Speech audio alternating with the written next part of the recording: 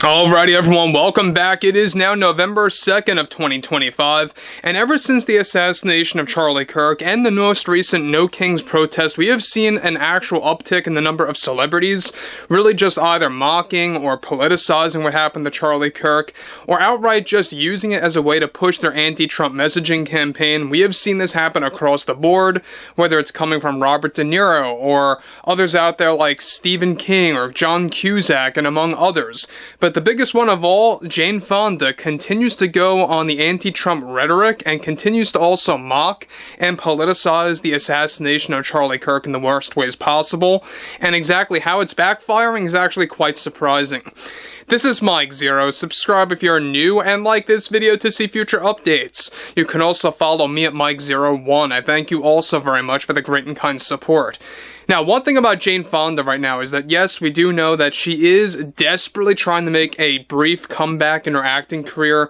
Regardless of the fact that she is up there in age in her 80s, she is trying to actually put out a couple of films, and it's backfiring because many studios are beginning to either fire her or stop any kind of negotiations or stop any kind of talks, if you will.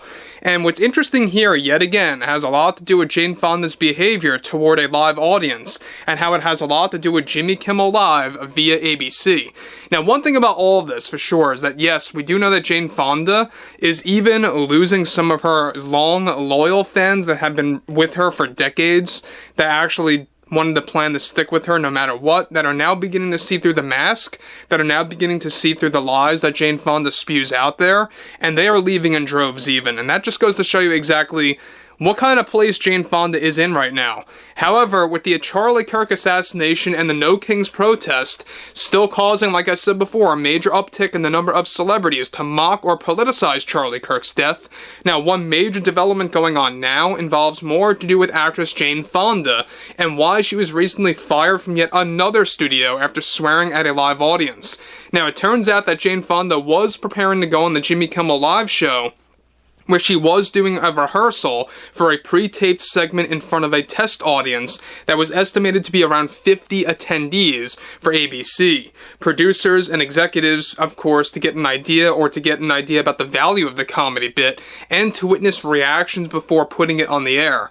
Now, the skit was about Jane Fonda as a No Kings protester, not a big shocker there, mocking not just President Trump, but also mocking and making remarks of Charlie Kirk and Eric Kirk in the comedy bit itself, and it backfired immediately both for her performance on Jimmy Kimmel Live and for the rest of her career after the test audience expressed zero laughter from the comedy bit, and even a couple of attendees raised their voices that this was absolutely wrong. The lack of laughter reportedly fueled Jane Fonda's rage, where she started swearing at the live audience, the live test audience for Jimmy Kimmel Live, after her material consisted of jokes about both Charlie and Erica, where she dropped multiple F-bombs to the audience about showing a lack of sense of humor. This is when Jane Fonda walked up the set and was escorted by her bodyguards out of the studio, and of course off the set of Jimmy Kimmel during their rehearsal, where she was later informed about by Paramount Studios that she was fired and let go from the studio. Now, it turns out that Jane Fonda was in the talks to act in a brief role, for Scream 8, which is now in the very, very early stages, where she was, of course, planned to play the mother of Courtney Cox's character, Gale Weathers. Now, this is not to be confused with Scream 7, which comes out this February, February of 2026. This is going to be basically another Scream movie after that.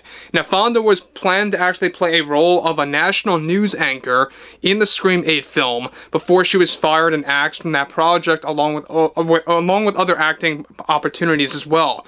It turns out that Fonda is trying to make her way into horror films, surprisingly, as a supporting actress in many of them, and she had a very explosive argument with the executives of Paramount about their decision.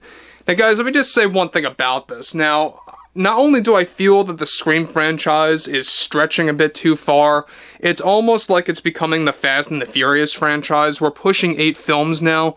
You know, the 7th one comes out next year.